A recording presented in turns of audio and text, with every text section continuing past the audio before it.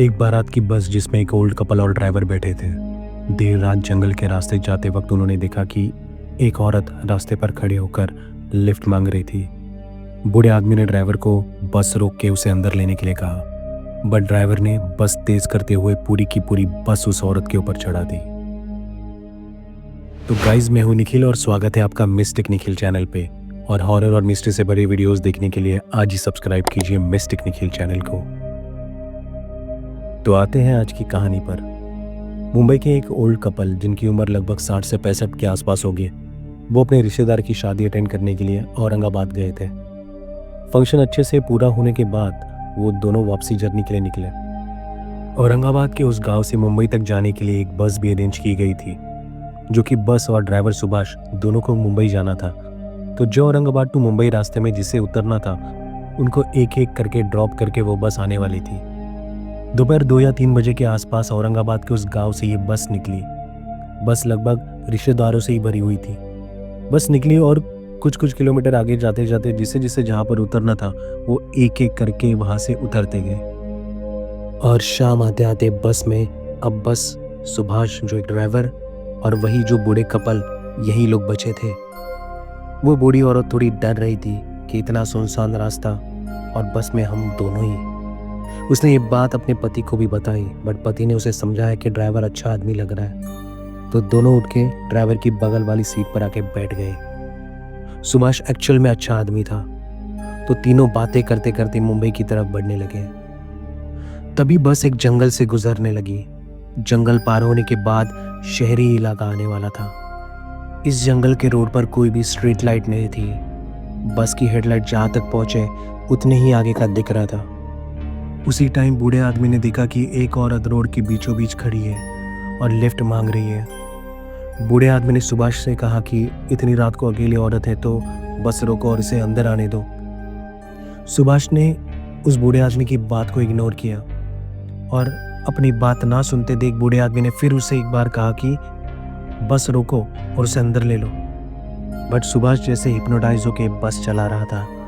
बूढ़े आदमी ने एक टाइम तो उसे चिल्ला के सुभाष को कहा कि मैंने तुम्हें बस रोकने के लिए कहा है, क्या तुम्हें मेरी बात सुनाई दे रही है? उस बूढ़े आदमी ने उसे हाथ से हिला के आवाज़ भी लगाई, बट सुभाष अब और तेजी से बस भगा रहा था। और सुभाष ने उसी स्पीड में उस रोड पर खड़ी औरत के ऊपर से पूरी की पूरी बस चला दी। और ये सब इतने फ्रैक्शन ऑफ सेकंड में हुआ कि ये सब देख के बूढ़े कपल तो फ्रीज हो गए, क्योंकि उनकी आंखों के सामने सुभाष ने एक औरत को रास्ते के बीचों बीच बस से कुचल दिया था।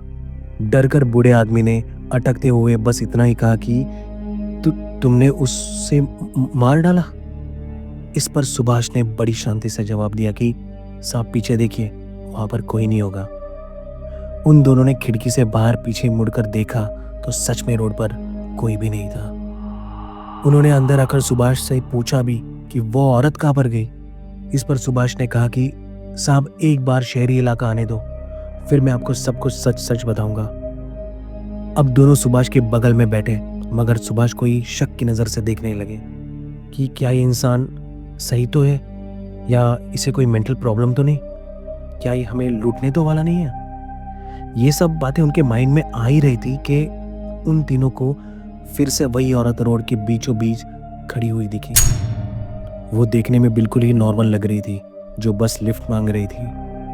बूढ़े कपल फिर से चौंक गए कि ये औरत यहाँ पर कैसे हो सकती है, इसे यहाँ पर होना ही नहीं चाहिए था। इतनी देर में फिर एक बार सुभाष ने बस उस औरत के ऊपर चढ़ा दी, मगर इस बार जब बस उस औरत के ऊपर से गुजरी तो पूरे के पूरे बस में मानो ठंडी लहर छा गई हो। इस बार भी बूढ़े कपल फिर एक बार डर गए, बट उनकी हिम्मत नहीं हो रही थी कि सुभाष को कुछ भी पूछे। सुभाष बस एक ही जगह फोकस करके बस को आगे भगाई जा रहा था। और कुछ देर बाद जब शहरी इलाका दिखने लगा तो सुभाष ने बस स्लो की और एक जगह पर एक ढाबे पर रुकी। सुभाष ने उन दोनों की तरफ देखा। दोनों कुछ भी बात करने की कंडीशन में नहीं लग रहे थे। सुभाष ने एक गहरी सांस ली और कहा कि साहब वो कोई औरत नहीं थी। 3 साल पहले यहाँ पर एक एक्सीडेंट हुआ था जिसमें वो औरत वही तड़प तड़प के मर गई थी। जख्मी हालत में उसने आसपास से गुजरने वाली गाड़ियों से हेल्प भी मांगी, बट किसी ने भी गाड़ी रुकाकर उसकी हेल्प नहीं की। तब से वो औरत उसी रोड पर लोगों को दिखती है, लिफ्ट मांगती है, और अगर किसी ने उसे लिफ्ट दी तो उनकी गाड़ियों का भी सेम एक्सीडेंट होता है। और इसीलिए मैंने बस को बिना रुकाए बस उसके ऊपर से ले गया। मेरा ये रोड पर हमेशा का आना जाना रहता है, तो मैं ये कहानी जानता हूँ। अगर हमने भी उसे बस में लिया होता तो शायद हमारे भी बस का एक्सीडेंट होता। और ये सुनकर दोनों को शौक लगा।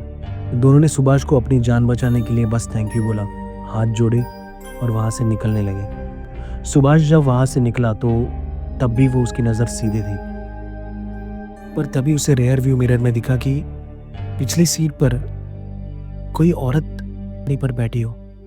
बट सुभाष ने जब पीछे मुड़ के देखा तो वहाँ पर कोई नहीं था। अब सुभाष टेंशन में लग रहा था। फिर भी उन दोनों बूढ़े कपल से विदा लेके सुभाष वहाँ से निकला। वो वहाँ से निकला तो बट उसके बाद कभी किसी को दिखा ही नहीं।